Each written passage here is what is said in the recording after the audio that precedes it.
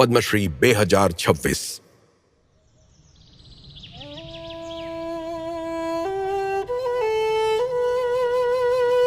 ત્રિપુરાના શાંત પહાડોમાં જ્યાં વાર્તાઓ ક્યારેક ફક્ત યાદોમાં જીવતી હતી, એક ભાષા લખાવાની રાહ જોઈ રહી હતી।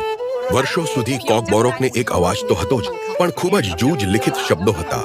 ત્યારે એક વ્યક્તિએ તેમની કલમ ઉપાડી અને કામ શરૂ કર્યું। 31 ઓક્ટોબર 1944 જન્મેલા શ્રી નરેશચંદ્ર દેવ વર્મા બંગાળી શીખીને મોટા થયા। પછી એક વિચારે બધું જ બદલી નાખ્યું। જો અમે જ અમારી ભાષા કોકબોરોક નહીં લખીએ તો કોણ લખશે? શરૂઆતમાં તો કોકબોરોકમાં કોઈ લિખિત ગ્રંથ નહોતા। 1960 પછી લોકો આને એક ભાષાના રૂપમાં જોવા લાગ્યા।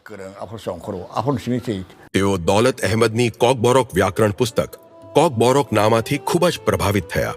સાથે જ પ્રારંભિક અગ્રદૂતોથી પણ, જેમ કે સુધનવા દેબબર્મા, જે કોકબોરોકના પહેલા સાહિત્ય લેખક હતા, અને ડોક્ટર પ્રભાસચંદ્ર ધાર, જેમણે રામાયણનો કોકબોરોકમાં અનુવાદ કર્યો। આકાશવાણી પર કોકબોરોકના કાર્યક્રમો સાંભળી તેમને પોતે કલમ ઉપાડવાની અને લખવાની પ્રેરણા મળી। 1970માં તેમણે બંગાળીમાં લખવાની શરૂઆત કરી અને 1980માં તેમણે કોકબોરોકમાં પણ લખવાનું શરૂ કર્યું। શરૂઆતમાં લગભગ કોઈ સાહિત્ય હતું જ નહીં, આગળ વધવા માટે કોઈ પાયો જ નહોતો, એટલે તે પોતે જ પાયો બની ગયા।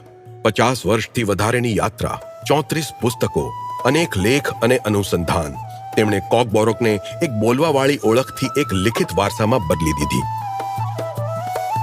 આજે કોકબોરોક 100થી વધારે શાળા અને કેટલીક કોલેજોમાં શીખવવામાં આવે છે, જ્યાં વિદ્વાનો અને શિક્ષકો સતત વધી રહ્યા છે। એક એવું આંદોલન જેનાથી તેમના વિદ્યાર્થીઓ આગળ વધી રહ્યા છે।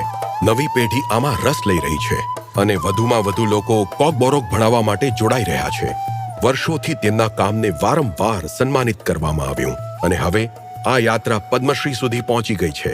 તેમના માટે આ વિષય વ્યક્તિગત ખ્યાતિનો હતો જ નહીં। હું ખૂબ જ આભારી છું, પણ આ સન્માન ફક્ત મારું નથી, બધા જ કોકબોરોક બોલવાવાળાઓનું છે।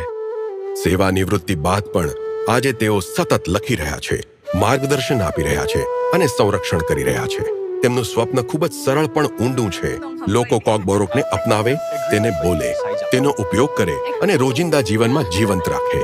એક વિસરાતી ભાષાને એનો નાયક મળ્યો અને પોતાની કલમથી તેમણે એમાં નવો શ્વાસ ભર્યો। જેમ જેમ કોકબોરોક જીવંત થાય છે અને સ્થાયી ઓળખથી આગળ વધે છે, એક નામ તેની સાથે હંમેશા જોડાયેલું રહેશે, શ્રી નરેશચંદ્ર દેવ વર્મા, પદ્મશ્રી 2026। કોટી કોટી નમસ્કાર।